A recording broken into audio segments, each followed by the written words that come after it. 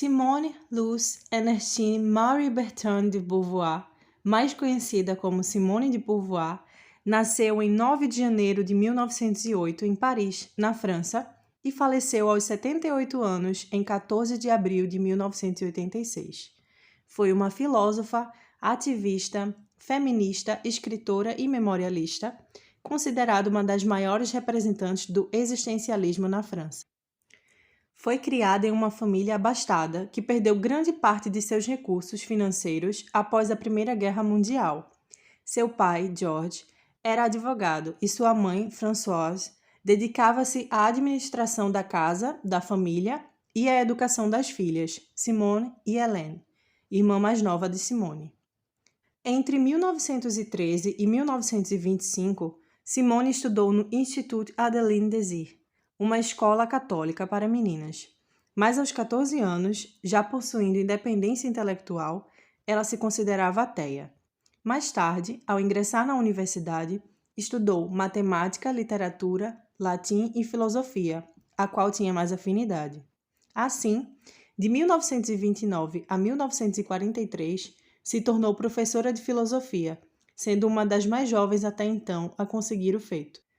Foi também na universidade que conheceu Jean-Paul Sartre, com quem se relacionou por longos 50 anos, vivenciando um relacionamento aberto, já que era grande defensora do amor livre.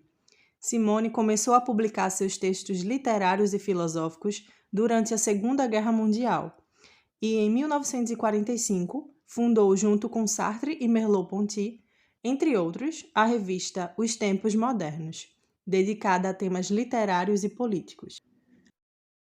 As ideias de Simone de Beauvoir são ideias que dialogam com o existencialismo de Sartre. Existencialismo esse que prega que a liberdade e a autenticidade são essenciais para a existência do ser humano. Suas principais influências filosóficas foram Hegel, Husserl, Heidegger, Marx, Descartes e Bergson. Algumas das obras de Simone de Beauvoir foram Os Mandarins, que foi em 1954, onde é um romance-ensaio típico do movimento existencialista. Simone ela descreve um ambiente na França entre 1944 a 1948. Ela fala sobre as consequências da guerra, da ocupação alemã e também da resistência, além de falar também da corrupção moral e da agitação intelectual.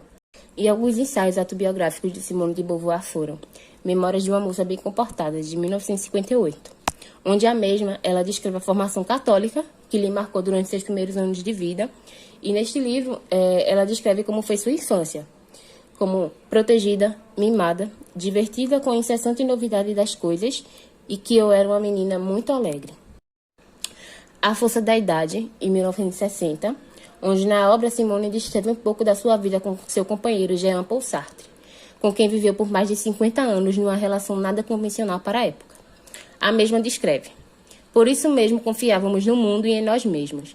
Éramos contra a sociedade em sua forma atual, mas esse antagonismo nada tinha de melancólico. Implicava um robusto otimismo. A Força das Coisas, em 1964, onde Simone detalha fatos do cotidiano da intelectualidade francesa, como a montagem de peças, publicações de livros e divulgação de manifestos em revistas. Cerimônia do Adeus, em 1981, onde na obra Simone conta tudo sobre Sartre. O livro é um hipnótico relato da decadência de um homem superior, que é Jean-Paul Sartre. É um estilo de romance e testemunho de Simone que investe pelo declínio da mente poderosa e pela deteriorização do corpo do seu companheiro, onde após a morte de Sartre, Simone se entregou ao álcool e às anfetaminas. E não menos importante, O Segundo Sexo, em 1949, onde Simone publicou seu principal livro, que representou uma desconstrução para os padrões impostos pela sociedade e pela igreja da época.